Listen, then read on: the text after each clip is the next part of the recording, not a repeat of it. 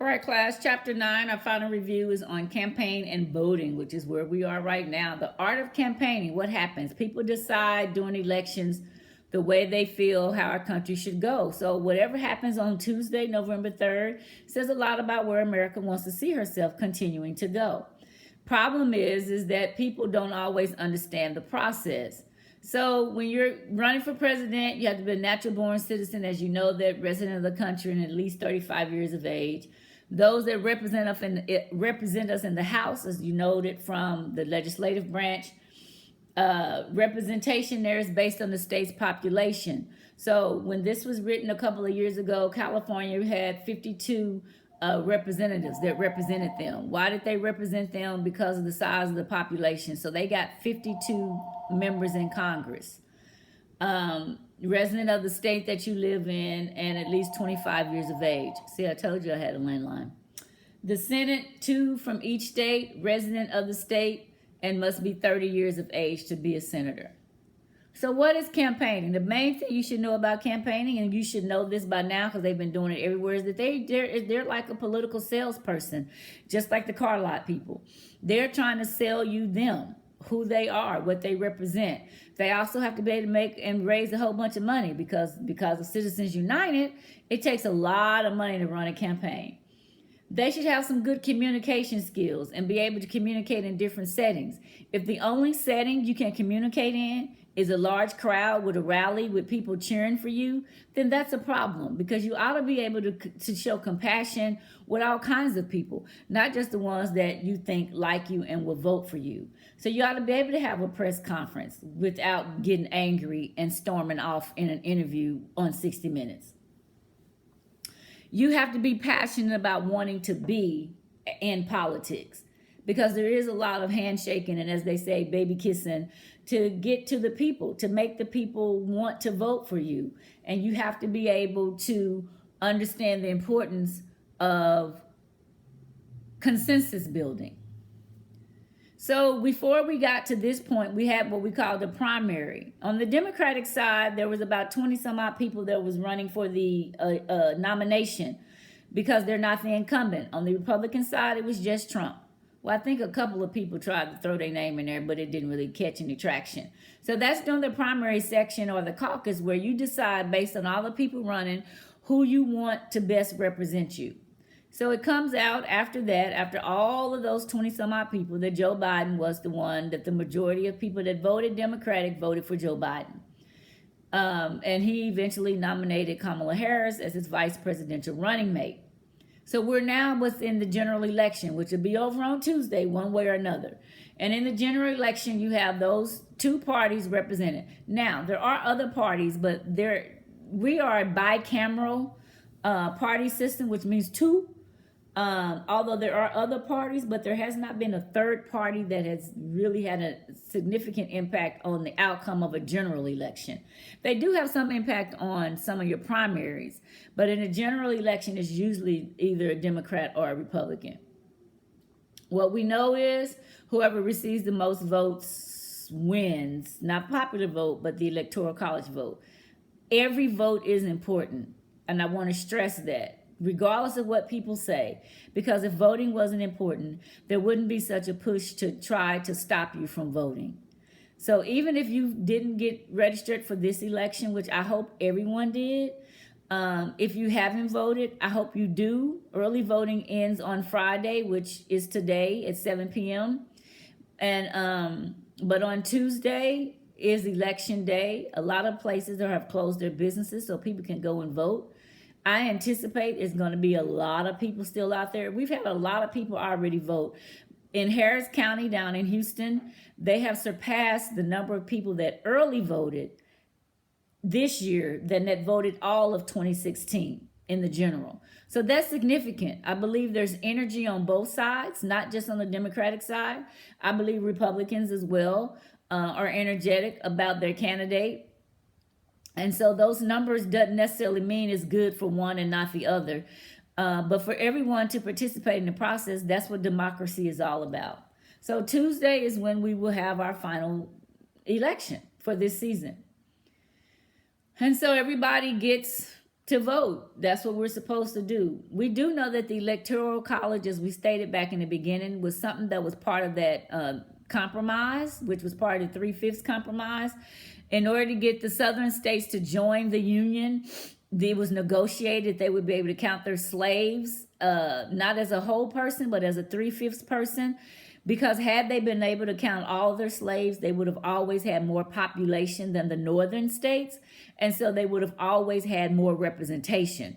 So the reason for that was to, quote unquote, equalize the number of representatives coming from both the South and the North so that one wouldn't always have more people than the other. Because if that was the case, if it was more Southerners, then slavery probably would have stayed around longer than it did. At this time, Texas has 32 electoral college votes. And so what happens is that and I think Texas is a winner takes all state. Some states is a winner take all. Some states is, the majority gets the majority, but then the other person gets some of the votes as well. And so California has 52, and California has 52 because it has 52 people that represents it in the House of Representatives. So that's kind of how that is set up. Bush versus Gore in 2002 was determined based on the Electoral College and not the popular vote. Hillary had 3 million more votes than Donald Trump, and but he ended up with. And in some states, his margin of victory was very small. And in those states, that's where a lot of voter suppression was being held as well. And campaign, as I stated, is costly to run a campaign these days. It costs a lot of money. So if you've ever donated, you've probably getting text messages up until today of still needing money to run those ads, to be in those different places. You have small donations of $5, $19, $20, up to $1,000 as you can give towards a candidate. So when you're an incumbent, like Donald Trump is the incumbent, it's easier for you to make money because people already know you. You have a reliable source of income. You can kind of do ads as a president. If you want to call a press conference or a meeting, then people are going to show up. So that's kind of why it's easier for an incumbent. For people, a lot of times people don't even know you, they just know the name. And so John Cornyn's name may be known around Texas. At this point, I'm not sure if it's for good or bad. And so MJ Heger, who was running against him, had to put in a lot of money to get her name out there. So when you're an incumbent, it's kind of easier for you to raise money and to have access to media. How do we vote? Income, the higher the income, the more likely you are to vote. The older you are, the more likely you are to vote. Women tend to vote more than men. Political affiliation, vote for the party rather than the candidate, which is interesting because I just heard a man on the radio today say he's a conservative, whatever. And so the question put before him was, are you voting for Trump? And this was a black man. And he was like, yeah. And he was like, but you just said all these other things about ideology. Trump doesn't have any conservative ideology. So how are you voting for him? And so that's someone that's picking party rather than a candidate, because he's just doing it because he's running as a Republican. Whites tend to vote more regularly than African Americans. That might be changing a little bit. What keeps people from voting? Texas was one of the first 10 states that once the Shelby versus Holder decision was rendered in 2013, that immediately went to change some of its voting laws. So 2013 Shelby versus Holder, what happened was that it took away the step where if you wanted to change anything in your voting, you had to first get pre-clearance from the federal government, Department of Justice. Why was that in there? Because states did not want everybody to vote. That's it. You look at any movie about voting, Selma, Boycott, any movie that had anything to do with voting, you saw the issues that black people had to go through to vote. Counting jelly beans in a jar, the number of bubbles in a bar of soap, naming every county commissioner in the state. I remember that scene from Selma with the Oprah's character having to name, initially it was in her county, and then when she came with that information, it was all the counties in the state of Alabama. Well, that's a lot of counties in Alabama, okay? Because in Texas, we have 254 counties. I doubt I would be able to remember all 254 county commissioners and county people in the state in order just to register to vote. So there's barriers they make it discouraging. This whole thing right now about the mail-in ballots and the stigma they put around mail-in. Don't trust the post office. And then the practices they make the post office take up, not delivering mail on time. So now they told us on Monday, don't even mail your ballot because it's not going to get there. If you did a mail-in ballot, they said, take it to a drop box. Do not use the post office. That's creating and discouraging people from voting. The amount of lines, you've had people standing in line for 8, 9, 10 hours to vote. That is unacceptable in a country such as America. We should not celebrate people standing in line for 11 and 12 hours to vote. That's criminal in my opinion, because there should be more polling places. It should be easier to vote, not harder. A lot of times people don't know what they're voting about, and so they don't vote. They don't vote for the president. They don't vote for the senators. They don't vote for the mayors. And those things that are happening in your state level, that's what you really need to be concerned about. Who's running for your district is who you really need to be concerned about. And then they close polling places. So where you used to vote for the last 10 years, now all of a sudden you got to drive 20 miles outside of where you normally would vote. Well, that could be a way to discourage you, because if you were voting on your lunch hour and now where you have to go to get there is going to take longer, you're not going to do it. In the city of Atlanta, they closed, I believe, 20 polling places in the city of Atlanta. And so if I use the public transportation system to get to where I needed to go, I was no longer going to be able to do that and go vote at the same time on my lunch hour, because there used to be a place down the street that now is no longer there. And that's all a part of voter suppression. Another thing is that there's so many elections sometimes in states that you forget what's coming up. If it's not a general presidential election, you forget about the mayor, you forget about the district attorneys, you forget about the judges and your city council. You forget about that. That has an important part to play too. Absentee voting is when you know you're not going to be around to vote on voting day and you ask for an absentee ballot. And what happened this time is because a lot of people was concerned about COVID. That is why a lot of people was looking for a mail-in ballot or to vote absentee. And our wonderful governor decided that it was not proper for people to request an absentee ballot just because they were afraid of catching the coronavirus. And so he limited the number. That couldn't be a reason why you couldn't go stand in line for 10 hours and vote. So there's that. We have political parties. A political party is a group with a common vision, and they come together to elect officials to public office. A way that you get people organized to fight for control of our political systems.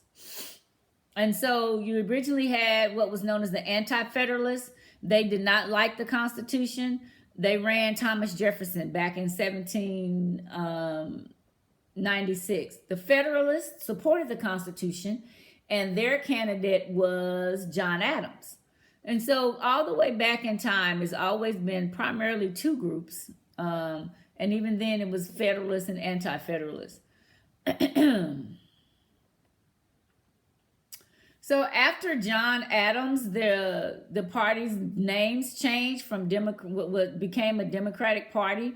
From the Anti-Federalist Party, they became known as the Democratic Republican Party. This was the first time in the election of 1800 that they actually organized people to vote.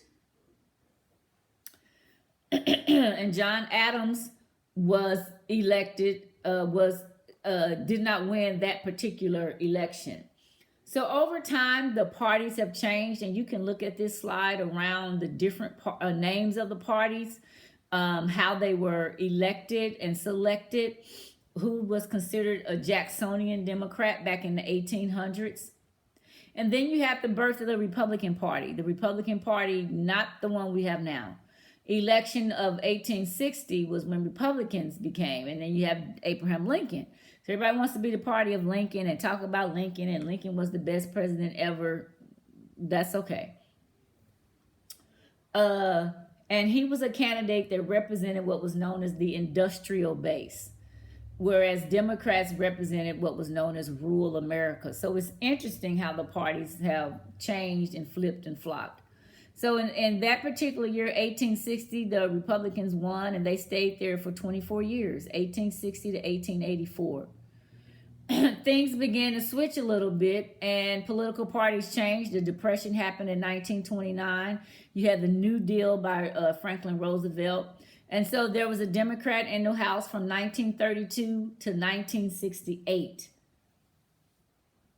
Then what happened in 1968? Boy, the pendulum swings again, and this time it goes towards Republican leadership, and that creates a conservative shift.